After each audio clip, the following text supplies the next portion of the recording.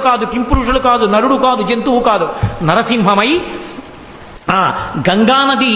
సుడితిరిగినట్టుగా ఉన్నటువంటి ఆ నాభి కనపడుతుండగా విశాలమైనటువంటి వక్షస్థలంతో పెద్ద పెద్ద ఆ దంతములతో దంస్ట్రలతో దగ్గరగా చూస్తుంటే ఆయన ముఖం వంక చూసి మృత్యు ఆసన్నమైందని తెలివి తప్పి తలవాల్చేసినటువంటి హిరణ్యకశిపుణ్ణి తొడల మీద వేసుకొని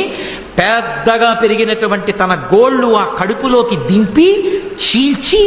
ఆ గోళ్ళని గొడ్డళ్ళుగా చేసి వక్షస్థలంలో ఉన్న ఉరప్పంజరపు ఎముకటన్నింటినీ కోసేసి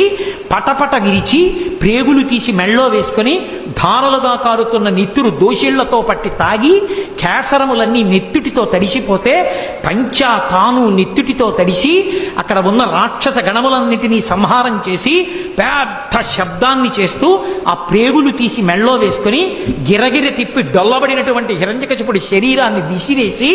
భయం